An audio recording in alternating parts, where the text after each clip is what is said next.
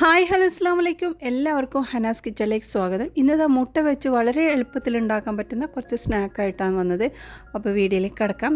അപ്പോൾ ഇവിടെ ഞാൻ 3 മുട്ട എടുത്തിട്ടുണ്ട്. അത് പുഴുങ്ങാൻ വെച്ചിട്ടുണ്ട്. വിനീഗർ ഒഴിച്ചിട്ടാണ് നമ്മളിവിടെ പുഴുങ്ങുന്നത്. അപ്പോൾ നമ്മൾ ഇത് പൊട്ടിയാലും നമുക്കിത് ഒലിഞ്ഞു പോകുന്ന പോലെ അങ്ങനെ ആവില്ല കേട്ടോ. നല്ല നീറ്റായിട്ട് കിട്ടും. ഇനി നമുക്കിത് സവാളയാണ് വേണ്ടത്. നല്ല ചെറുതാക്കി കട്ട് ചെയ്ത സവാള എടുത്ത് വെച്ചിട്ടുണ്ട്. ഇനി നമുക്ക് ആവശ്യം പച്ചമുളകാണ് കേട്ടോ. അപ്പോൾ എരിവുള്ള നല്ല 2 പച്ചമുളക് എടുത്ത് വെച്ചിട്ടുണ്ട്. അതും നല്ല ചെറുതാക്കി കട്ട് ചെയ്ത് വെച്ച് ഇനി 3 വെളുത്തുള്ളി, 1 കഷ്ണം ഇഞ്ചി എടുത്തിട്ടുണ്ട്. അത് നല്ല പേസ്റ്റ് പോലെ ആക്കി എടുത്തിട്ടുണ്ട്. അപ്പോൾ അതൊരു ടേബിൾ സ്പൂൺ ഉണ്ട്. എല്ലാം ഒരു പാത്രത്തിലേക്കിട്ട് ഇനി നമ്മുടെ മുട്ട ഒന്ന് നല്ലോണം ചെറുതായിട്ടൊന്ന് പൊടിച്ചെടുക്കാൻ വേണ്ടത്. ഒന്നെങ്കിൽ ഇതുപോലെ ഗ്രേറ്റ് ചെയ്തെടുക്കുക, അല്ലെങ്കിൽ നമ്മൾ കത്തി വെച്ച് നല്ലോണം ചെറുതാക്കി കട്ട് ചെയ്താലും മതി കേട്ടോ. അപ്പോൾ ഇതുപോലെ എല്ലാം റെഡിയാക്കി എടുക്കാം. ഇനി നമുക്ക് ആവശ്യം ബ്രെഡാണ് കേട്ടോ. അപ്പോൾ ഇതൊരു 5 പീസോളം ബ്രെഡ് എടുത്തിട്ടുണ്ട്. 3 മുട്ടയ്ക്ക് 5 പീസ് ബ്രെഡാണ്. അപ്പോൾ ഇതുപോലെ വെള്ളത്തിൽ മുക്കിയിട്ട് നമ്മളിത് പിഴിഞ്ഞ് മാറ്റണം. അപ്പോൾ നോർമൽ വെള്ളം തന്നെയാണ്. അതിൽ മുക്കി നല്ലോണം പിഴിഞ്ഞ് റെഡിയാക്കി എടുക്കണം. ഇനി ഇതിലേക്ക് നമ്മൾ പൊടിച്ച് വെച്ച മുട്ടയാണ് ചേർത്ത് കൊടുക്കുന്നത്. മുട്ട നിങ്ങൾ ഇഷ്ടമില്ലാത്തവരുണ്ടെങ്കിൽ മുട്ടയ്ക്ക് പകരമായിട്ട് നമുക്ക് ഉരുളക്കിഴങ്ങ് പുഴുങ്ങിയിട്ട് ഇതുപോലെ ചെയ്തെടുത്താലും മതി. ഇനി നമ്മൾ പൊടിച്ച് വെച്ച ഈ ഒരു പച്ചമുളകും ഇഞ്ചി വെളുത്തുള്ളി എല്ലാം ഇതിലേക്ക് ചേർത്ത് കൊടുക്കുന്നുണ്ട്. പിന്നെ നമ്മൾ അരിഞ്ഞ് വെച്ച് സവാളയും കൂടി ചേർത്ത് കൊടുക്കാം. ഇനിയിപ്പോൾ നമ്മളിതിലേക്ക് കുറച്ച് കായപ്പൊടിയാണ് ചേർക്കുന്നത്. 2 പിഞ്ചോളം ചേർക്കുന്നുണ്ട്.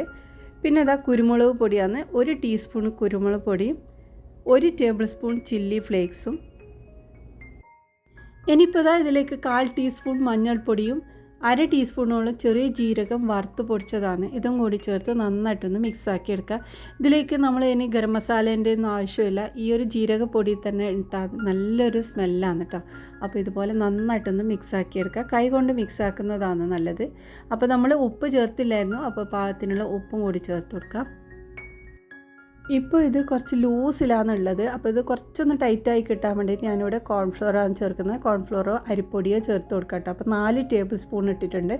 അത് ഇട്ടതിന് ശേഷം നന്നായിട്ട് കൈ കൊണ്ട് തന്നെ മിക്സാക്കി എടുക്കണം.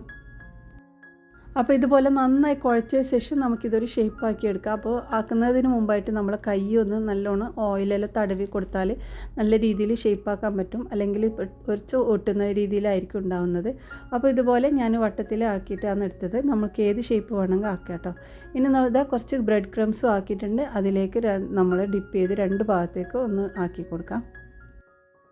അപ്പോൾ ഈ ഒരു ഷേപ്പാക്കിയിട്ട് നമുക്കെല്ലാം മാറ്റി വെക്കാം. അപ്പോൾ നമ്മൾക്ക് ഇനി കട്ട്ലറ്റ് ഉണ്ടാക്കാനോ ഒരു സ്നാക്ക് ഉണ്ടാക്കാനോ മുട്ട തന്നെ ധാരാളമാണ് കേട്ടോ. അപ്പോൾ ഈ ഒരു രീതിയിൽ ഒന്ന് ട്രൈ ചെയ്ത് നോക്കുക. നല്ല ടേസ്റ്റാണ്. അപ്പോൾ ഇതുപോലെ റെഡിയാക്കിയ ശേഷം നമുക്കിത് ചൂടായ എണ്ണയിലിട്ട് പൊരിച്ചെടുക്കാം. അപ്പോൾ ഇതുപോലെ 2 സൈഡും നല്ല ഗോൾഡൻ കളറാകുന്ന വരെ ഫ്രൈ ചെയ്ത് മാറ്റി വെക്കാം. അപ്പോൾ ഈസി ആയിട്ട് ഉണ്ടാക്കാൻ പറ്റുന്ന മുട്ട കൊണ്ടുണ്ടാക്കിയ ഒരു സ്നാക്കാണ്. ട്രൈ ചെയ്ത് നോക്കണേ. ഇനി നമുക്ക് അടുത്തൊരു സ്നാക്ക് ഉണ്ടാക്കി നോക്കാം.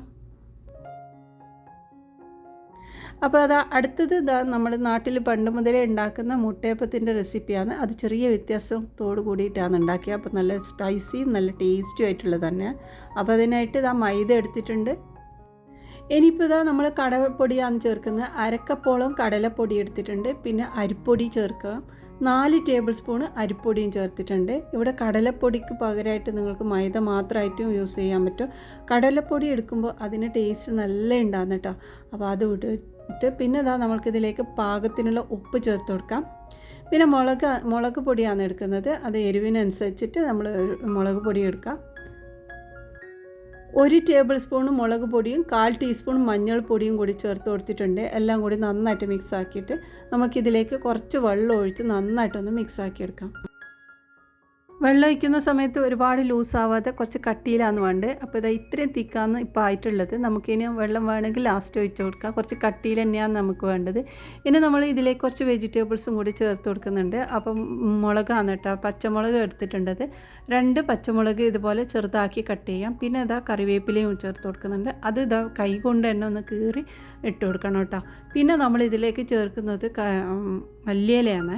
അപ്പോൾ മല്ലിയിലയും ഇതുപോലെ നന്നായി ചെറുതാക്കിയിട്ടിട്ടുണ്ട്. പിന്നെ കുറച്ച് സവാളയും കൂടി ചേർത്ത് കൊടുക്കാം. അപ്പോൾ ഒരു ചെറിയ സവാളയാണ് കേട്ടോ ഞാനിവിടെ എടുത്തത്. അതുകൊണ്ട് എല്ലാം കൂടി നന്നായിട്ടൊന്ന് മിക്സാക്കി എടുക്കാം. അപ്പോൾ നമ്മൾ ഈ ഒരു കട്ടിയല്ല, കുറച്ച് ലൂസായാലും പ്രശ്നമല്ല. നമ്മൾ മുട്ടയിലേക്ക് നല്ലോണം പിടിച്ചിരിക്കുന്ന പോലെയാണ് വേണ്ടത്. അപ്പോൾ നമ്മൾ വെള്ളം വേണമെങ്കിൽ ലാസ്റ്റ് ഒഴിച്ചു കൊടുക്കാം. ഇപ്പോൾ ഒഴിച്ചാൽ കൂടുതലായിപ്പോവും. അപ്പോൾ ഇതുപോലെ നന്നായി മിക്സാക്കിയിട്ട് മാറ്റി വെക്കാം. ഇനി മിക്സിയുടെ ചെറിയ ജാറിലോട്ട് ഇതാ അരക്കപ്പോളം തേങ്ങ ഇട്ടിട്ടുണ്ട്, 2 പച്ചമുളക്, ഒരു കഷ്ണം ഇഞ്ചി, കറിവേപ്പില, പിന്നെ ഒരു പകുതി ചെറുനാരങ്ങയുടെ നീര് ഒഴിച്ചു കൊടുക്കുന്നുണ്ട്. പിന്നെ ഇതിലേക്ക് ഇതാ കുറച്ച് പുതിന ഇലയും കുറച്ച് മല്ലി ഇലയും കൂടി ചേർത്ത് കൊടുക്കുന്നുണ്ട്. പിന്നെ നമ്മളിതിലേക്ക് പാകത്തിനുള്ള ഉപ്പും കൂടി ചേർത്ത് കൊടുക്കുക. എല്ലാം കൂടി ഒന്ന് ജസ്റ്റ് ഒന്ന് ചതക്കുന്ന പോലെ അങ്ങനെ ആക്കിയെടുക്കണം. നല്ലോണം പേസ്റ്റ് പോലെ അരയണ്ട. അപ്പോൾ ഇതിലേക്ക് വെള്ളവും ചേർക്കുന്നില്ല, അങ്ങനെ അരച്ചെടുത്തിട്ടുണ്ട്. ഇനി നമ്മളിതാ മുട്ട പുഴുങ്ങി വെച്ച മുട്ടയിലേക്ക് നമ്മളിത് പകുതി ആക്കിയെടുക്കുന്നുണ്ട്.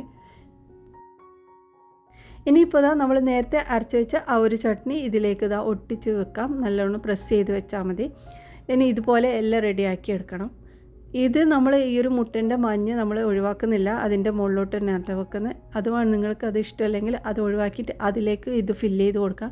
അല്ലെങ്കിൽ നമ്മൾ ഈ ഒരു മുട്ടേൻ്റെ മഞ്ഞ നമ്മുടെ ഇതിലേക്ക് ഒന്ന് മിക്സാക്കി ചട്നിയിലേക്ക് മിക്സാക്കിയിട്ട് അങ്ങനെയും വെക്കാം കേട്ടോ. അപ്പോൾ ഇതെല്ലാം റെഡിയാക്കിയ ശേഷം നമുക്കിത് പൊരിച്ചെടുക്കാം. അപ്പോൾ ഇതുപോലെ ഇതിലേക്ക് ഇട്ട് നല്ലോണം പൊതിഞ്ഞ് നിൽക്കുന്ന പോലെയാണ് നമുക്ക് വേണ്ടത്. മുട്ടേൻ്റെ വെള്ളയോ മഞ്ഞയോ ഒന്നും പുറത്തേക്ക് കാണാൻ പാടില്ല, അങ്ങനെയാണ് വേണ്ടത്. അങ്ങനെ അല്ലെങ്കിൽ നമ്മളിത് ചുട്ടെടുക്കുന്ന സമയത്ത് പൊട്ടിത്തെറിക്കും കേട്ടോ.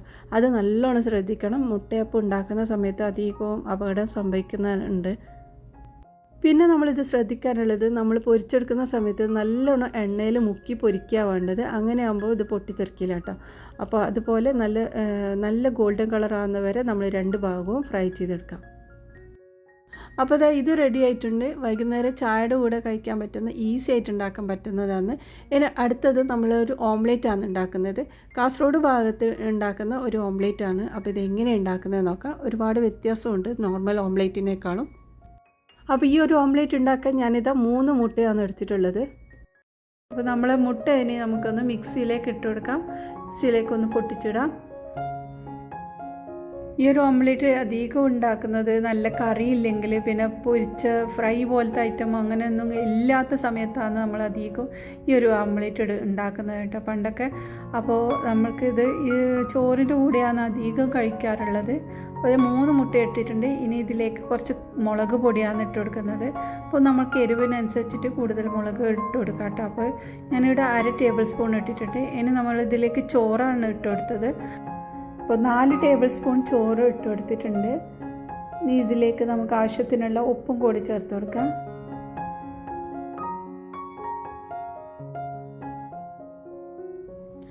ഇനി ഇത് നന്നായി അരച്ചെടുക്കാം. അപ്പോൾ തരിയൊന്നുമില്ലാതെ നന്നായി അരച്ചെടുക്കണം. അപ്പോൾ പണ്ടൊക്കെ ഇത് ചെയ്യുന്നത് കയ്യിലും കൊണ്ടാണ് കേട്ടോ. കയ്യിൻ്റെ ബാക്ക് സൈഡ് കൊണ്ട് ഒന്ന് നന്നായി പ്രസ് ചെയ്ത് അതിലേക്ക് തന്നെ ഉപ്പിട്ട്, കട്ട ഉപ്പാണല്ലോ പണ്ടൊക്കെ ഉപയോഗിക്കുന്നത്. അപ്പോൾ അത് രണ്ടും ഒന്നിച്ചാകുമ്പോൾ പെട്ടെന്ന് ഇത് ഉടഞ്ഞ് കിട്ടുന്നുണ്ട്. അപ്പോൾ അങ്ങനെയാണ് പണ്ടൊക്കെ ചെയ്യാറ്. ഇത് നന്നായി അരച്ചെടുക്കാം. നന്നായി അരച്ച ശേഷം നമുക്കിത് വേവിച്ചെടുക്കാം. അപ്പോൾ ഞാൻ ഫ്രൈ പാനിലാണ് ഉണ്ടാക്കുന്നത്. ഇതിലേക്ക് ഞാൻ കുറച്ച് വെളിച്ചെണ്ണ ഒഴിച്ച് കൊടുക്കുന്നത്. വെളിച്ചെണ്ണ തന്നെ ഒഴിച്ച് കൊടുക്കണം. അപ്പോൾ അതാണ് ടേസ്റ്റ്. അതൊന്ന് ജസ്റ്റ് എല്ലായിടത്തും സ്പ്രെഡ് ചെയ്ത് കൊടുക്കാം. ഇനി നമ്മൾ അരച്ച് വെച്ച മുട്ട ഇതിലേക്ക് ഒഴിച്ച് കൊടുക്കാം.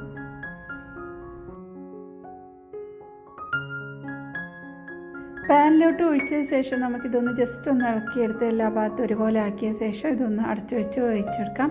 അപ്പോൾ അടച്ചിട്ട് തന്നെ വേവിച്ചെടുക്കണം. അപ്പോഴാണ് അതിൻ്റെ ഒരു ഫ്ലഫി ആയിട്ട് വരുന്നത്. അപ്പോൾ ഇതിൻ്റെ മുകളിലെ ഭാഗം ഒന്ന് ജസ്റ്റ് ഒന്ന് കുക്കാവണം. നമ്മളിതൊന്ന് ടച്ച് ചെയ്യുമ്പോൾ നമ്മൾ കയ്യിലോട്ട് ഒട്ടിപ്പിടിക്കാത്ത രീതിയിൽ അത്രയും വെന്ത് കിട്ടണം. ആ ഒരു സമയത്താണ് നമുക്കിത് തിരിച്ചിടേണ്ടത്. അപ്പോൾ 2 മിനിറ്റ് മതി ഇത് വെന്ത് കിട്ടാൻ. അപ്പോൾ നമ്മൾ ഇതൊന്ന് തിരിച്ചിട്ട് കൊടുക്കാൻ.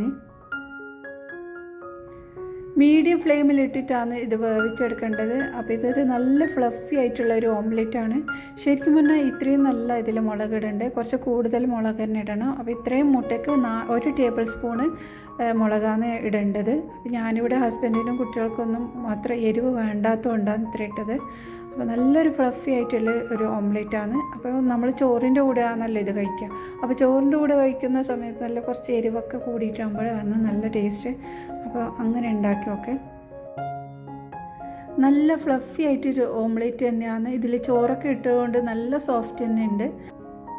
അപ്പോൾ കാസർഗോഡ് ഭാഗത്ത് മാത്രമാണ് ഈ ഒരു ഓംലെറ്റ് ഞാൻ കണ്ടിട്ടുള്ളത്. അപ്പോൾ ഈ വേറെ ഏത് ഭാഗത്ത് ഉണ്ട് എന്നുള്ളത് അറിയില്ല. അപ്പോൾ ഇതിൻ്റെ കൂടെ നല്ല ചൂടുള്ള ചോറ് ഒന്നിച്ച് കഴിക്കാൻ നല്ല ടേസ്റ്റ് ആയിരിക്കും. അപ്പോൾ ഇതുവരെ നിങ്ങൾ ട്രൈ ചെയ്തിട്ടില്ലെങ്കിൽ ഒന്ന് ഉണ്ടാക്കി നോക്ക്. അപ്പോൾ അത്രയേ ഉള്ളൂ ഇന്നത്തെ വീഡിയോ. നിങ്ങൾക്ക് ഇഷ്ടമായിട്ടുണ്ടാകുമെന്ന് വിശ്വസിക്കുന്നു. ഇഷ്ടമായെങ്കിൽ ലൈക്ക് ചെയ്യാനും ഷെയർ ചെയ്യാനും സബ്സ്ക്രൈബ് ചെയ്യാൻ മറക്കല്ലേ. ഇനി അടുത്ത നല്ല റെസിപ്പിയുമായി വീണ്ടും വരാം. ബൈ.